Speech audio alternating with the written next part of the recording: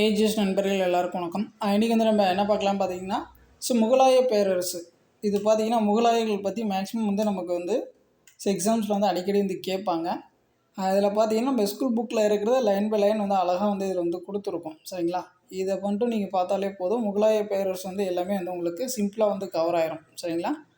நம்ம சேனலில் பார்த்தீங்கன்னா இனிமேல் வந்து ஒவ்வொரு டாபிக் வைஸ் வந்து நம்ம ஒன்லைனர் மாதிரி வந்து நம்ம அப்டேட் பண்ணி கொடுத்துருவோம். நம்மளோட சேனல் சப்ஸ்கிரைப் பண்ணாதவங்க கொஞ்சம் சப்ஸ்கிரைப் பண்ணி ஃபாலோ பண்ணி வச்சுக்கோங்க. சரி வாங்க பார்க்கலாம். ஃபஸ்ட்டு பாருங்கள், முகலாய பேரரசை நிறுவனது வந்து யார் அப்படின்னு சொல்லி பார்த்தீங்கன்னா ஜாகிருதீன் முகமது பாபர். ஸோ அவர் தான் பார்த்தீங்கன்னா முகலாய பேரரசை வந்து நிறுவியிருப்பார். ஸோ முகலாய பேரரசர்களில் முதல் அரசர் வந்து யார் அப்படின்னு சொல்லி பார்த்தீங்கன்னா பாபர் தான். ஸோ அவருடைய ஆட்சிகளும் பார்த்தீங்கன்னா 1526 1530 வரைக்கும் வந்து ஆட்சி செஞ்சுருப்பார். ஸோ பார்த்தீங்கன்னா யுனுஸ்கான் மங்கோலியா அரசன் செங்கிஸ்கானுடைய 13வது தலைமுறை வாரிசு தான் பார்த்தீங்கன்னா பாபர். சரிங்களா? ஸோ இப்போ பாபர் பார்த்தீங்கன்னா இந்தியாவில் வந்து ஒரு கலையை வந்து அறிமுகம் செஞ்சு வச்சுருப்பார். பாரசீக கட்டட முறையை வந்து இந்தியாவில் அறிமுகம் செஞ்சு வச்சது வந்து யார் அப்படின்னு சொல்லி பார்த்தீங்கன்னா பாபர் தான் வந்து அறிமுகம் செஞ்சு வச்சுருப்பார். ஸோ அதுக்கப்புறமா பார்த்தீங்கன்னா முதல் பானிபட் போரில் பார்த்தீங்கன்னா இப்ராஹிம் லோடியை வந்து ஜெயிச்சு டெல்லி மற்றும் ஆக்ரா இந்த ரெண்டு பிளேஸையும் வந்து கைப்பற்றியிருப்பார் பாபர். சரிங்களா? முதல் பானிபட் போர் நடைபெற்ற ஆண்டு பார்த்திங்கன்னா 1527 வந்து நடந்திருக்கும். பாபருக்கும் இப்ராஹிம் லோடிக்கும் தான் வந்து நடந்திருக்கும். அதில் வந்து பாபர் ஜெயிச்சு டெல்லி ஆக்ரா இந்த ரெண்டு பிளேஸையும் வந்து அவர் கைப்பற்றியிருப்பார். அதுக்கப்புறமா பார்த்திங்கன்னா முகலாய வம்சத்தின் தலைநகர் பார்த்திங்கன்னா ஆக்ரா. அதுக்கப்புறம் பார்த்திங்கன்னா பாபருடைய போர்கள் வந்து எல்லாமே வந்து இதில் கொடுத்துருக்காங்க. இதெல்லாம் பார்த்திங்கன்னா ஆல்ரெடி வந்து டிஎன்பிஎஸ்சி எக்ஸாம்ஸில் வரிசைப்படுத்துக அப்படின்னு சொல்லி அவங்க கொடுத்துருக்காங்க. எல்லாம் வந்து வரிசையாக பார்த்துக்கோங்க. இது எல்லாமே பார்த்திங்கன்னா பாபருடைய போர்கள் தான். கன்வா போர். கன்வா போர் பார்த்திங்கன்னா 1527 நடந்திருக்கும். ராணா சங்கா வந்து தோற்கடிச்சிருப்பார் பாபர். சரிங்களா? அதுக்கப்புறம் பார்த்திங்கன்னா 1528 பார்த்திங்கன்னா சந்தேரி போரில் பார்த்திங்கன்னா பாபர் வந்து ஜெயிச்சிருப்பார். அதுக்கப்புறமா பார்த்திங்கன்னா 1529 பார்த்திங்கன்னா வங்காளம் பீகாரில் ஆப்கானிய தலைவர்களை கோக்ரா போரில் பாபர் வந்து ஜெயிச்சிருப்பார். சரிங்களா? அதுக்கப்புறமா பார்த்திங்கன்னா பாபருடைய சுயசரிதை நூல் வந்து கொடுத்துருக்காங்க. என்னென்னு பாருங்கள், துசுக்கி பாபரி. இதுதான் பார்த்திங்கன்னா பாபருடைய சுயசரிதை நூல். பாபருடைய தொடர்புடைய போர்கள்லாம் பார்த்துக்கோங்க. முதல் பானிபட் போர், கன்வா போர், சந்தேரி போர், அதுக்கப்புறம் பார்த்திங்கன்னா கோக்ரா போர். எந்தெந்த போரில் யாரை வந்து ஜெயிச்சிருப்பார், எந்த வருடம் நடந்துச்சு, எங்கே நடந்துச்சு அப்படின்னு சொல்லி பார்த்துக்கோங்க. அடுத்து பார்த்திங்கன்னா ஹுமாயூன். ஹுமாயூன் பார்த்திங்கன்னா ஷேர்ஷா சூர் 1539 சௌசா போரிலும் 1540 கன்னௌஜிலும் ஹுமாயூனை வந்து தோற்கடிச்சிருப்பார். யார் அப்படின்னு சொல்லி பார்த்தீங்கன்னா ஷேர்ஷா சூர் வந்து ஹுமாயூனை வந்து இந்த சௌசா போர்லேயும் இந்த கன்னௌஜி போர்லேயும் வந்து தோற்கடிச்சிருப்பார். வருஷம் வந்து பார்த்துக்கோங்க. அதுக்கப்புறமா பார்த்திங்கன்னா 1556 டெல்லி நூலக படிக்கட்டில் இருந்து தடுமாறி விழுந்து வந்து ஹுமாயூன் வந்து இறந்துருப்பார். சரிங்களா?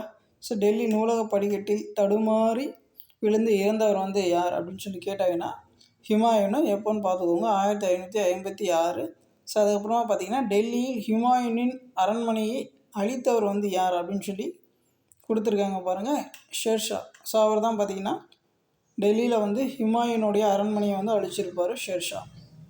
அதுக்கப்புறம் பார்த்திங்கன்னா ஷேர்ஷா பற்றி கொடுத்துருக்காங்க. அது கொஞ்சம் நல்லா பாருங்கள். பீகாரில் சாசாரம் பகுதியை ஆண்ட அசன்சூரி என்னும் ஆப்கானிய பிரபுவின் மகன் தான் பார்த்திங்கன்னா ஷேர்ஷா. ஷேர்ஷாவுடைய தந்தை வந்து யார் அப்படின்னு சொல்லி கேட்டாங்கன்னா அசன்சூரி. அவர் எந்த பகுதியை ஆட்சி செஞ்சார் அப்படின்னு சொல்லி பார்த்துக்கோங்க, பீகாரின் சாசாரம் அந்த பகுதியில் வந்து ஆட்சி செஞ்சுட்டு இருந்துப்பார். அவர் பார்த்திங்கன்னா ஒரு ஆப்கானிய பிரபு. சரிங்களா? ஷேர்ஷாவுடைய இயற்பெயர் வந்து என்ன அப்படின்னு சொல்லி கொடுத்துருக்காங்க பாருங்கள், பரித்து. ஷேர்ஷாவுடைய இயற்பெயர் வந்து பரித்து. அவருடைய பட்டப்பெயர் பார்த்திங்கன்னா ஷேர்கான். சரிங்களா? அடுத்து பார்த்திங்கன்னா ரைத்வாரி முறையை அறிமுகம் செய்தவர் வந்து யார் அப்படின்னு சொல்லி பார்த்தீங்கன்னா ஷேர்ஷா. இவர் தான் பார்த்திங்கன்னா ரைத்வாரி முறையை வந்து அறிமுகம் செஞ்சு வச்சுருப்பார் இந்த முகலாயர் ஆட்சி காலம். அந்த முறையில். சரிங்களா? அதுக்கப்புறம் பார்த்திங்கன்னா அக்பரின் முன்னோடி என்றும் நவீன நாணய முறையின் தந்தை என்றும் ஷேர்ஷா சூரி வந்து சொல்லுவாங்க. சரிங்களா? அக்பரின் முன்னோடி என்று சொல்வது பார்த்திங்கன்னா ஷேர்ஷா சூரியை வந்து சொல்லுவாங்க. நவீன நாணய முறையின் தந்தை அப்படின்னு சொல்லிட்டு அதுவும் பார்த்திங்கன்னா ஷேர்ஷா சூரியை தான் வந்து சொல்லுவாங்க. சரிங்களா? அதுக்கப்புறம் பார்த்திங்கன்னா ஆக்ராவில் சூர் வம்சத்தின் ஆட்சியை தொடங்கி வைத்தவர் வந்து யார் அப்படின்னு சொல்லி பார்த்தீங்கன்னா ஷேர்ஷா சூரி தான் வந்து தொடங்கி வச்சுருப்பார்.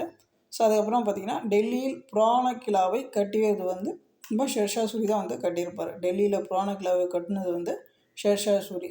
ஸோ அதுக்கப்புறம் பார்த்திங்கன்னா ஷேர்ஷாவின் கல்லறை உள்ள இடம் வந்து எங்கே அப்படின்னு சொல்லி பார்த்தீங்கன்னா சாரம். ஷேர்ஷாவின் கல்லறை வந்து எங்கே இருக்குது அப்படின்னு சொல்லி பார்த்தீங்கன்னா சாசரத்தில் வந்து இருக்குது. ஸோ அதுக்கப்புறம் பார்த்திங்கன்னா அக்பர். ஸோ அக்பர் பற்றி பார்த்திங்கன்னா நிறைய இன்ஃபர்மேஷன் இருக்கும். ஸோ கரெக்டாக பார்த்துக்கோங்க. அக்பர் அவருடைய ஆட்சிகாலம் பார்த்துக்கோங்க 1556 ஸோ 1605 வரைக்கும் பார்த்துக்கோங்க. அடுத்து பாருங்கள், ஹுமாயூன் மகன் தான் பார்த்திங்கன்னா அக்பர். ஸோ அவர் பார்த்திங்கன்னா அமரக்கோட்டையில் வந்து பிறந்திருப்பார். ஸோ எப்போ அப்படின்னு சொல்லி பார்த்துக்கோங்க 1542. ஸோ அதுக்கப்புறம் பார்த்திங்கன்னா ஹுமாயூன் 1556 இறந்த பின் அக்பர் பார்த்திங்கன்னா அவருடைய 14 வயதில் வந்து அரசராக வந்து முடிசூட்டியிருப்பார். ஸோ அதுக்கப்புறம் பார்த்திங்கன்னா அக்பருக்கு உதவியாளர் ப்ளஸ் வந்து ஆளுநராக வந்து யார் இருந்தாங்க அப்படின்னு சொல்லி பார்த்திங்கன்னா பைரம் கான். ஸோ அவர் தான் வந்து இருந்திருப்பார். ஸோ அக்பர் வந்து ரொம்ப சின்ன வயசாக இருக்கிறதுனால ஸோ அவருடைய பொறுப்புகள்லாம் பார்த்திங்கன்னா இவங்க பைரம் கான் தான் வந்து செஞ்சுருப்பார். சரிங்களா? ஸோ அடுத்து பாருங்கள், பாரசீக மொழியில் எழுதப்பட்ட இந்துஸ்தானி இசையில் புகழ் பெற்று விளங்கியவர் வந்து யார் அப்படின்னு சொல்லி கேட்டிருக்காங்க, தான்சேன். ஸோ அடுத்து பாருங்கள், ஸோ 1556 பைரம் கான் 2ஆம் பானிபட் போரில் பார்த்திங்கன்னா ஹெமுமோ வந்து தோற்கடிச்சிருப்பார். 2ஆம் பானிபட் போர் வந்து எப்போ அப்படின்னு சொல்லி பார்த்துக்கோங்க 1556. ஸோ யாருக்கும் பார்த்துக்கோங்க, பைரம் கானுக்கும் ஹெமுக்கும். இந்த அக்பருக்கு பதிலாக பைரம் கான் வந்து தலைமையேற்று இந்த போரை வந்து நடத்தியிருப்பார். ஸோ அடுத்து பாருங்கள், ஸோ ஹால்டிகேட் போர் நடைபெற்ற ஆண்டு, இது ரொம்ப முக்கியம். ஹால்டிகேட் போர் பார்த்திங்கன்னா 1576. ஸோ யாருக்கு அப்படின்னு சொல்லி பார்த்துக்கோங்க, ராணா பிரதாப்புக்கும் அக்பருக்கும். ஸோ இதில் பார்த்தீங்கன்னா ராணா பிரதாப் வந்து அக்பர் வந்து தோற்கடிச்சிருப்பார். அதுக்கப்புறம் பாருங்கள், ராணா பிரதாப்புடைய குதிரையின் பெயர் வந்து என்ன அப்படின்னு சொல்லி பார்த்தீங்கன்னா செத்தக். சரிங்களா? ஸோ அடுத்து பாருங்கள், 1562 முஸ்லீம் அல்லாதோர் மீது விதிக்கப்பட்ட ஜெசியா வரி நீக்கியவர் வந்து யார் அப்படின்னு பார்த்தீங்கன்னா அக்பர் தான் வந்து நீக்கியிருப்பார். 1562 முஸ்லீம் அல்லாதோர் மீது விதிக்கப்பட்ட ஜெசியா வரி நீக்கினது வந்து அக்பர். சரிங்களா? அக்பரின் அவையை அலங்கரித்தவர்கள் தான்சேனும் தஷ்வந்தும். சரிங்களா? அடுத்து பாருங்கள், மன்சாதப்தாரி முறையை அறிமுகம் செய்தவர் வந்து அக்பர் தான். ஸோ எல்லாருக்கும் தெரிஞ்சது தான். இந்த மன்சப் என்றால் என்ன அப்படின்னு சொல்லி பார்த்தீங்கன்னா பொருள் பார்த்திங்கன்னா தரம் அல்லது தகுதி. மன்சப் என்றால் தரம் அல்லது தகுதி. ஸோ அடுத்து பாருங்கள், 1565 ஆக்ரா கோட்டையை கட்டினது பார்த்திங்கன்னா அக்பர் தான் வந்து கட்டியிருப்பார். எப்போன்னு பார்த்துக்கோங்க 1565. ஸோ அதுக்கப்புறம் பார்த்திங்கன்னா 1575 பார்த்திங்கன்னா அக்பர் உருவாக்கிய நகரம் வந்து என்ன அப்படின்னு சொல்லி கொடுத்துருக்காங்க, ஃபதேபூர் சிக்ரி. பார்த்துக்கோங்க, ஃபதேபூர் சிக்ரி நகரத்தை உருவாக்குனது வந்து அக்பர். ஸோ 1575. சரிங்களா? இதன் நுழைவாயில் புலந்தர் வாஷா அப்படின்னு சொல்லி சொல்லுவாங்க. சரிங்களா? அடுத்து பாருங்கள், இபாதத் கனா என்ற அரங்கினை ஃபதேபூர் சிக்ரியில் நிறுவியர் வந்து அக்பர் தான். சரிங்களா? அதுக்கப்புறம் பார்த்திங்கன்னா அக்பரால் மிகவும் போற்றப்பட்ட சூஃபி துறவி வந்து யார் அப்படின்னு சொல்லி கொடுத்துருக்காங்க, சலீம் சிஷ்டி. அக்பரால் மிகவும் போற்றப்பட்ட சூஃபி துறவி வந்து சலீம் சிஷ்டி. அடுத்து பாருங்கள், ஷேர்ஷாவின் ஆட்சி முறையை அக்பரின் வருவாய்த்துறை அமைச்சரான ராஜா தொடர்மால் பின்பற்றினார். ஷேர்ஷாவின் ஆட்சி முறையை வந்து அக்பருடைய வருவாய்த்துறை அமைச்சராக இருந்த ராஜா தொடராமல் வந்து ஃபாலோ பண்ணியிருப்பார்.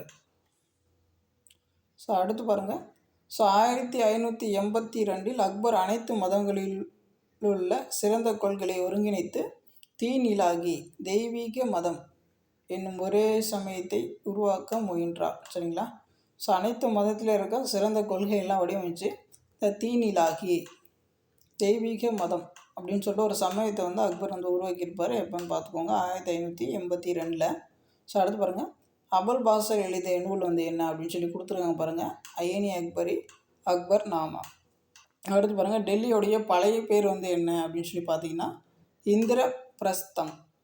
டெல்லியோடைய பழைய பேர் வந்து இந்திரபிரஸ்தம்.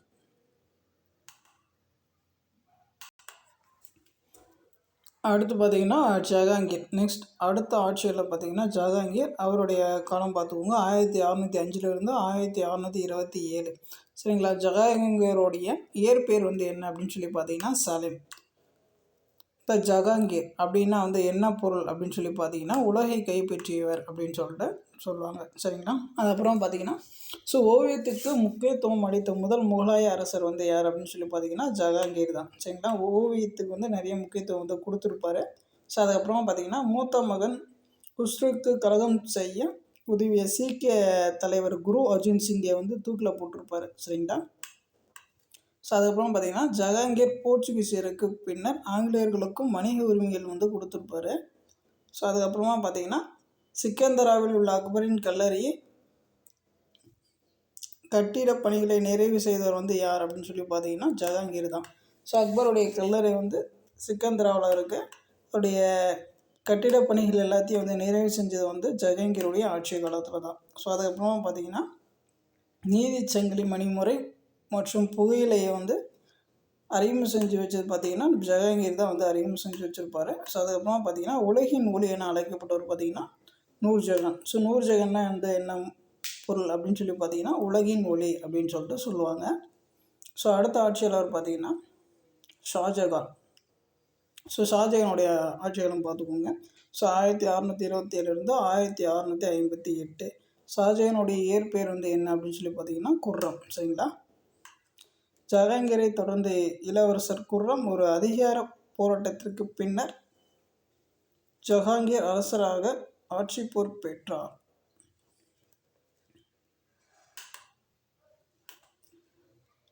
ஸோ அடுத்து பார்த்திங்கன்னா இந்த கட்டிடக்கலை வளர்ச்சிக்கு பார்த்திங்கன்னா ஷாஜகான் வந்து மிக முக்கிய பங்காற்றி இருப்பார். அதனால் பார்த்திங்கன்னா கட்டிடக்கலையின் இளவரசர் அப்படின்னு சொல்லிட்டு ஷாஜகானை வந்து சொல்லுவாங்க. சரிங்களா?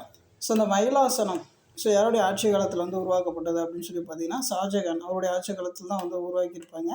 ஸோ அதுக்கப்புறமா பார்த்திங்கன்னா முகலாயன் புகழ் அதன் உச்சத்தை பார்த்திங்கன்னா ஷாஜகான் ஆட்சி காலத்தில் தான் வந்து ரொம்ப பிரபலமாக இருக்கும். இந்த முகலாயர்களுடைய ஆட்சியிலே வந்து ரொம்ப சிறப்பாக வந்து எப்போ போயிடுச்சு அப்படின்னு சொல்லி பார்த்தீங்கன்னா ஷாஜகானுடைய ஆட்சி காலத்தில் ரொம்ப சிறப்பாக இருந்திருக்கும்.